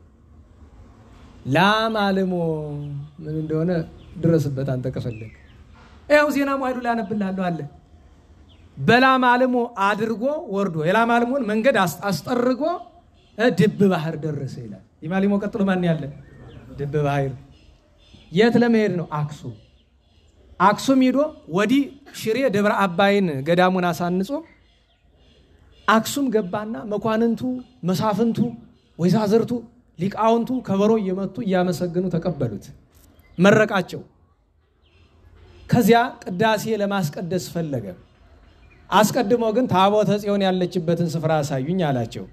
አይ ንጉሥ ሆይ ከዚያ ማዶ ነው፣ ግን ለማየት አደጋ እንዳይመጣብህ ለምን ልጅ ካሉ ያው ትቀስፋለች። ዛሬም ድረስ እንደዚያ ናት። አይ እሱን ግድ የለም ለእግዚአብሔር ቸርነት ተውት፣ ብቻ ስፍራውን አሳዩኝ አለ። አሳዩት። 7 ባሕታውያን ሄዱና ተሸክመው አመጧት። ይኸውላችሁ ታቦተ ጽዮን 7 ቁልፍ ነው ያላት። እንግዲህ ሁሉ ይነገር አይነገር አንዳንድ ጊዜ አባቶች ሁሉን አትናገር ያለው እና ተቀብሮ ይቅር ታዲያ ዳገባ ነው። አሁን እኮ ምንም የማያውቅ ትውልድ እየመጣብን ነው። 7 ቁልፍ ነው ያላት። ታዲያ 7ቱ ቁልፍ በእጣን ብቻ ነው የሚከፈት እንጂ ቁልፍ ሲባል እንደዚህ መክፈቻ ያለ እንደምስል መክፈቻ የለውም። እንግዲህ ዛሬ እንዴት እንደሆነ አላውቅም ያላየው። ቀድሞ ግን 7 ቁልፍ አላት በ7 አቅጣጫ። እስመ ሁልቁ ሳብዕ በሀበ ዕብራውያን ፍጹሙት ይላል። በዕብራውያን 7 ቁጥር ፍጹም ነው። ያ 7 ቁልፍ 7 ዙር ጸሎተ ዕጣን እየተደረሰ ይታጠናል። በአንደኛው ጸሎተ ዕጣን አንዱ እያለ ነው የሚከፈት። ፈቃዷ ካልሆነ ግን አትከፈትም። እና ሲያጥኑ በአንደኛው ዙር ቦግ አለ አንደኛው። ይሄ ንጉሥ ጻድቅ ነው አሉ ባሕታውያን።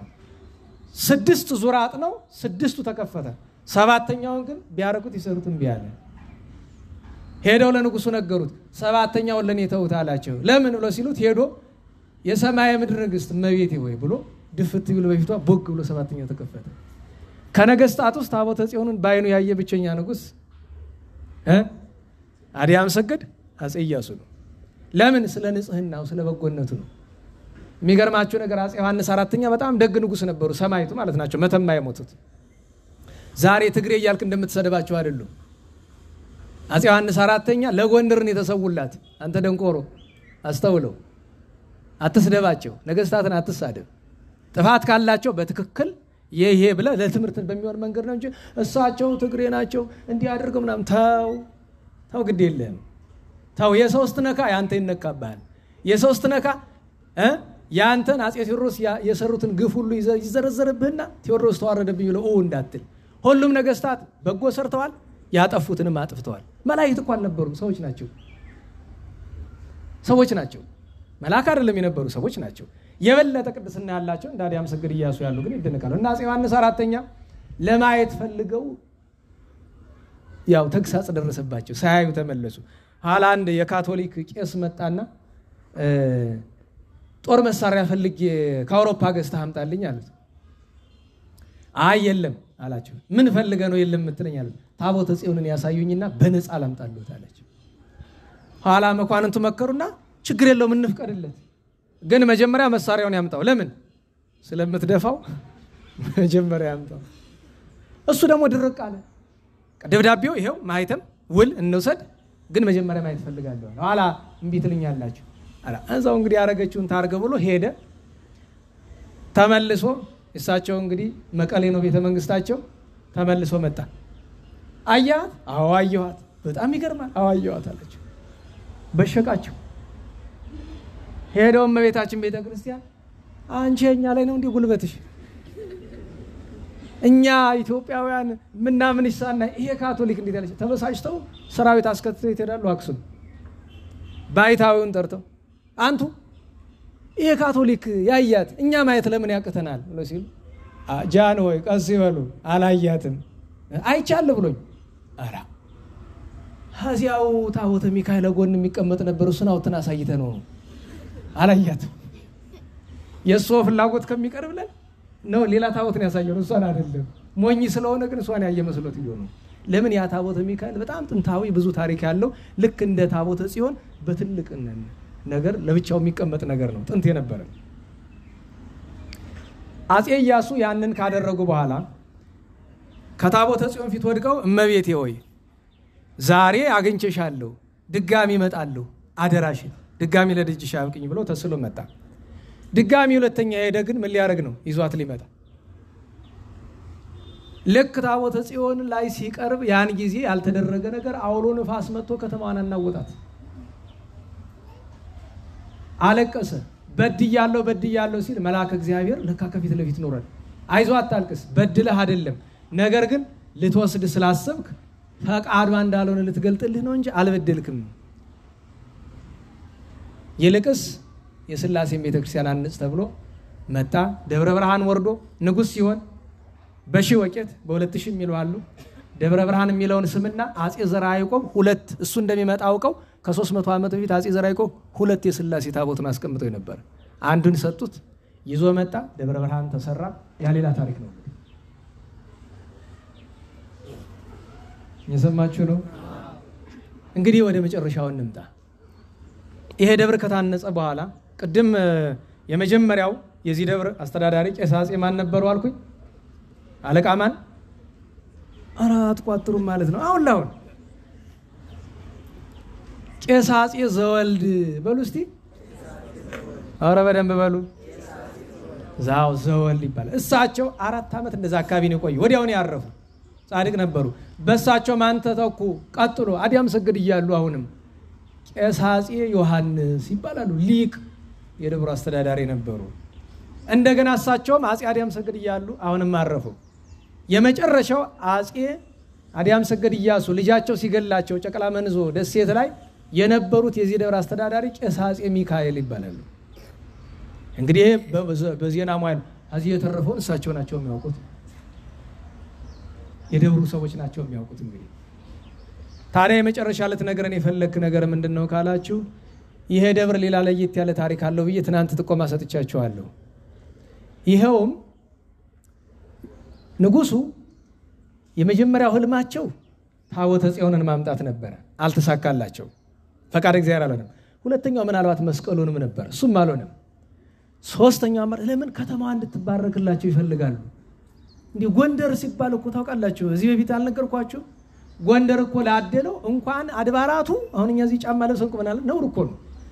አድባራቱ አይደለም ከተማው ራሱ እኮ ታውቃላችሁ በጫማ አይረገጥም እኮ። የቀድሞ ሰዎች እኮ ጎንደር ሲገቡ ጫማ አውልቀው ይገቡ ነበር እኮ አታውቁም?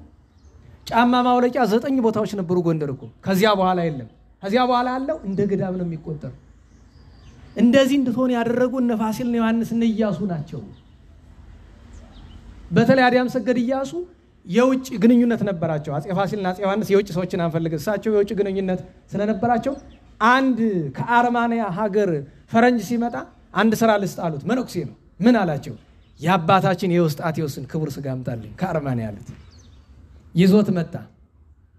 የሚገርመው ነገር ሁለት ታሪክ ነው ያለ። አንዱ ታሪክ አደባባይ ኢየሱስ ነው ይላል። አንዱ ታሪክ መንበረ መንግስት ነው ይላል። የአቡነ የውስጣቴዎስ አጽም። ከዚህ አስቀድመው ግን ይሄን ደብር ሲያንጹ አንድ ነገር አድርገዋል። ደብረ ሊባኖስ ሄዱ አባቶች። ያን ጊዜ ደብረ ሊባኖስ በጣም ተዳክሞ ነበር። ጨጌው የሚኖር የነበረ እዚሁ ጎንደር ነው። ጨጌ ቤት ታውቁታላችሁ አይደል? ደብሩ አዘዞ ነው። ጨጌ ቤት ግን እዚህ ነው። ሄደው አባቱ የቀሩትን እዚያ የክቡር የአባታችን ክቡር ስጋ የሚጠብቁትን ታውቃላችሁ። የአቡነ ተክለ ሃይማኖት ክቡር ስጋ 3 ቦታ ነው ያለ። የተወሰነው እስክንድርያ ግብጽ ይሏል። አሁንም አለ። በነገራችሁ ላይ የነሐሴ ተክለ ሃይማኖት ያወጡታል በወርቅ ሳጥን አድርገው። ባውን ቅር ያለኝ ሴቱም ወንዱም እየመጣ እየዳሰሰው ብታዩት በላይ ይራቆታል። ሰው እንደው መደባደብ ነው የሚቀረው። ለምን? የአቡነ ተክለ ሃይማኖት ክብር ለምን? ከቅዱሳን ሁሉ ክንፍ ያላቸው ብቸኛ እሳቸው ናቸው ብለው ያምናሉ። ዛሬ ድረስ ይገለጡላቸዋል። አልሰማችሁም? አንድ ክርስቲያንና እስላም ተጋጭተው እስላሙ ክርስቲያኑን ሊገፋው ሲል ደንግጦ ወደቀ። ምን ሆነ ነው ሲባል ለካ ይሄኛው አቡነ ተክለ ሃይማኖትን የሚያከብር ነው፣ ግብጻዊ ክርስቲያን ነው። ለካ በውስጡ የአቡነ ተክለ ሃይማኖት ስዕል አድኖ ይዟል። ምን ሆነ ነው ሲባል 6 ክንፍ ያላቸው ጠቆር ያሉ ሰው ከኋላው ቆመው እሳቸው አስፈርተው ይሏል። እንግዲህ ግብጽ አንተ እዚሁን ያልተጠቀምከውን ማለት ነው። ግብጽ ድረስ ክብራቸውን ስላወቁ በማን ዘመን እንደሄደ ሌላ ቀን እነግራቸዋለሁ። ያንን ክቡር ስጋቸው በማን ዘመን እንደሄደ ወደ ግብጽ የተወሰነው ተረፈ አጽማቸው። አዲያም ሰገድ ኢያሱ ግን ሄደው ከዚያ ፈቃድ እግዚአብሔር ጠይቀው የጻድቁን ፈቃድ አግኝተው ተረፈ አጽማቸውን ክቡር ስጋቸውን ይዘው በዝማሬ በማህሌት ታምራት የተደረገላቸው ነው የሚመጡት። ከታምራቱ አንዱ የሚያስገርም ልንገራችሁ። ሲመጡ በዚህ በአዲስ ዓለም መካከል በነበረው ድልድይ ነበርና የሚያልፉ ከርቀት አቦ ገብረ መንፈስ ቅዱስ ቤተክርስቲያን ላይ በጣም ሰው ከቦ ያለ ፈረሰኛ ይልኩና ምንድነው ብሎ ያስጠይቃሉ። አይ ሰው ሞቶ ልንቀብር ነው እንዳትቀብሩት ብሎ አዋጅ መልእክተኛ ላኩ። ሐዘንተኞቹ ግራ ገባቸው። ምን በደልነ ብለው ኢያሱ ዛሬ ምን አደረግናቸው ጃነው ይብለው ኋላ መኳንንቱ ጌታችን በምን ምክንያት ነው ብሎ አሉ። አይ ያዝኩት ክቡር አጽም ከተማው ሲገባ በከንቱ አይገባም፣ ስራ ሰርቶ መግባት አለበት ብለዋል። እንዴት? እሱንም ማለት ታዩ ነው። ደረሱ። በሉ መግነዙን ፍቱ አሉ። ተፈታ። ያንን ስጋ ወስዶ ቁጭ ቢያደርጉበት አፈፍ ብሎ ብድግ አመተው የታስቀመጡት ከዚህ አዳዋይት የጎንደር ትልቁ ክብራ እኮ የጻድቁ በረከት ይሄ ነው። እንግዲህ ከዚህ በላይ ምስጢር እንዳንሄድ የታለ የሚለውን እንተው። እዚህ ግቢ ውስጥ የሚለው ይበቃል። እና ወላችሁ ልጅ እያለሁ ይሄንን ስለማውቅ እዚህ ግቢ መጥቼ እዞረው ነበር። እዞረው ነበር። የት ነው? ለምን መጀመሪያ የነበረበትን ስፍራ ጥቂት ተረድቻለሁ። አሁን ግን መጀመሪያ ከነበረበት ስፍራ አይደለም ያለ እሳቸውና ጥቂት ካህናት በሚያውቁበት ስፍራ ነው ያለውና ይሄ ክቡር ነው። ደብረ ሊባኖስ ማለት ይሄ ነው። ቅድም አልነገርኳችሁም? ምዕራፈ ቅዱሳን ለምን ተባለ? ይሄ ነው ምክንያቱ። ኋላ ደግሞ ብዙ ቅዱሳን እየመጡ የጻድቁን በረከት ሲሹ እዚህ ይኖሩበት ነበር ይባላል። ለሁሉም ከዚያ በኋላ በዘመነ አጸባ ቅድም እንደነገሯችሁ በ1770ዎቹ ይቅርታ በ1760ዎቹ የነበሩት ዮሐንስ ዘዋሂዲሁ ታሪክ ሰርተውበታል። እንግዲህ እሳቸው በተበለጠ ያስረዷቸዋል። ሰሜን ምዕራብ አቅጣጫ የምትባላ ያችናት እንግዲህ ነገስታት እዚህ ብዙ ተቀብረዋል ይባላል። ከተቀበሩ ነገስታት እንግዲህ በስም የሚታወቁ ሁለት ናቸው። እሳቸው የበለጠው ሊነግሯችሁ ይችላሉ። አፄ በካፋ አዲያም ሰገድ ኢያሱ ልጅ ናቸው። የሚገርማችሁ በካፋ ሩፋኤልን ሰርተዋል። ከገዛ ደብራቸው መቀበር ትተው የተቀበሩ የት ነው? እዚህ ነው። እንድታውቁት የሚያስፈልገው የምታዩት የቆባስጥል የሚባለው ጥንትኑ ስሙ ቆባስጥል አይደለም፣ ሌላ ነው ስሙ። ቆባስጥል የተባለ በኋላ ነው። ቆባስጥል የሚገኘው በዛ በንገረ መውረጃ ነው ዋናው ቆባስጥል። እቺ የምታዩት ተመለከቷት መካከለኛዋ ሰረገላ ጥንት ብዙ ነገር ነበራት። ወደዚህ ደብር መግቢያዋ እሷ ናት። ወደ ሩፋኤል መሄጃዋ እሷ ናት። እዚያ ስትሄዱ አላያችሁትም? ያው ደግሞ በዘፈን መጣውን ብሎ አሁን አረ ኮሌጅን ተወነበክ ረዳ ገባን። እንዴት ዋላችሁ? ላጠቃለል ስለው እየመጣ እየረበሸ እስኪ ይሁን ኮሌጅ እኮ ነው። ኮሌጅ ና ተመዝገብ ምናምን ብሎ ግን እንደዚህ ሲያደርጉ ይከፍላሉ ለከተማው ይሰው ላደነቆሩበት።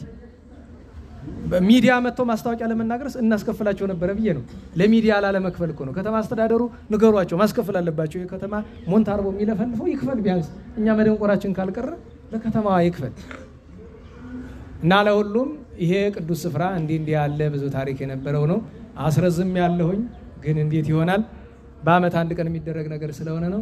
እግዚአብሔር አምላካችን የጻድቁ ተክለ ሃይማኖትን የጻድቁ የሰማዕቱን ኢያሱን የዚህን ቅዱስ ስፍራ በዚህ ቅዱስ ስፍራ የነበሩ የካህናት የዲያቆናት የምእመናን የሊቃውንት የመኳንንት የመሳፍንት የወይዛዝርት በጎ የሰሩ የሁሉንም በረከት ያሳደርብን። ኢያሱ 24 ዓመት አስተዳድሮ ሁሉን ደልድሎ መንግስቱን መንኖ ሄዷል። መንግስቱን የመነነበት ምክንያት ነፋስ አውሎ ተነስቶ ግምጃ ቤት ፈረሰች። ሁል ጊዜ አፄ አድያም ሰገድ ኢያሱ አብይ ጾምንና ፍልሰታን በሱባኤ ነው የሚያሳልፍ። ይሄን ማወቅ አለባቸው። 24 ዓመት በሙሉ በምንም ተአምር አብይ ጾምን ስለ ጌታችን ክብር፣ ፍልሰታን ስለ እመቤታችን ክብር። ኋላ ከሱባኤ ቆይቶ ሲወጣ ድጋሚ እንደገና እሳት ተነስቶ ይህ አደባባይ ተክለ ሃይማኖትና ጊዮርጊስ ተቃጠለ። በሶስተኛው ግን ሲመጣ አባ ስብሐት ለአብ አረፉ አሉት።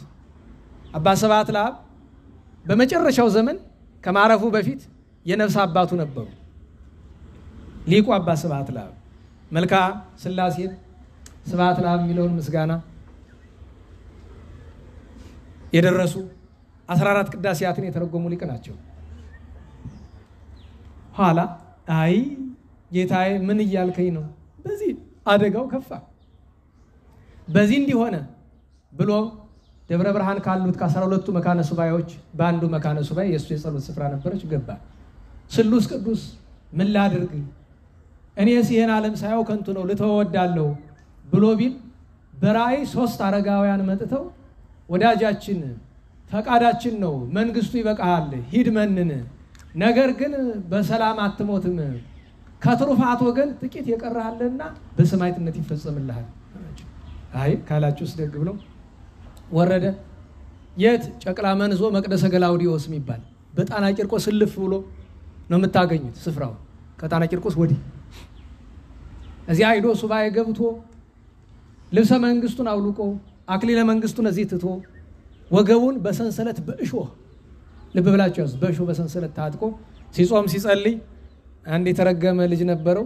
መቼስ ጻድቃን ሁሉም የሚወልዱት ልጅ ጻድቅ ሊሆን አይችልም። አንዳንዱ ክፉ ይሆንባቸዋል። ልክ ከዳዊት ልጆች አምኖን ነውረኛ፣ አቤሴሎም አባቱን አሳዳጅ እንደሆነ ማለት ነው። እዚህ ተክለ ሃይማኖት የሚገርመው ልጁን ተክለ ሃይማኖት ያለ ጻድቁን ወዶ ነው። ልጅየው ማይረባው ነው። ጳውሎስ ደረመን የሚባሉ ክፉ ሰዎች ነበሩና አንተ አባትህ ንጉስ እያለ ስለማይነግስ አባትህን ካልገደልከው መንግስት አይጸናልህም ብለውት ተልኮ መጀመሪያ በጦር ደጋግመው ወጉት፣ ነፍሱ አልወጣ አለ። በጥይት ደበደቡት፣ አልሞተም ብለው በእሳት አቃጠሉት። አንድ ባይታዊ ገብተው ልብሳቸው አብሮ እየተቃጠለ ጎተው አውጥተውታል።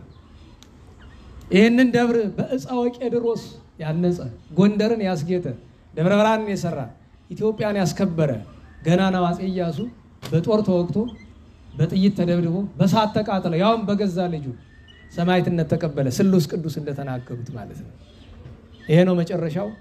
የዝክረ ቅዱሳን ነገር በየዓመቱ የምንሰበሰበው ዝክረ ቅዱሳንን ለማክበር አይደለም፣ እግዚአብሔርን ለማክበር። ማይበሩ ቅዱሳንን የምናከብርበት ነው እንጂ ማይበሩ አይደለም የሚከበር። ማይበሩ የሚያከብራቸው ቅዱሳን ነው መከበር ያለባቸው። ሰለስቱ ምዕትም አለ አይደል? ሰለስቱ ምዕት ሲባል 318 ቅዱሳን ሊቃውንትን ለማክበር ነው እንጂ እዛ ውስጥ ያሉ ማህበረተኞችን ለማክበር አይደለም። እንኳን ያልሰራ ነው ብንሰራም መከበር ለኛ አጓጉል ነው። ግን ጥቆማ ልስጣችሁ።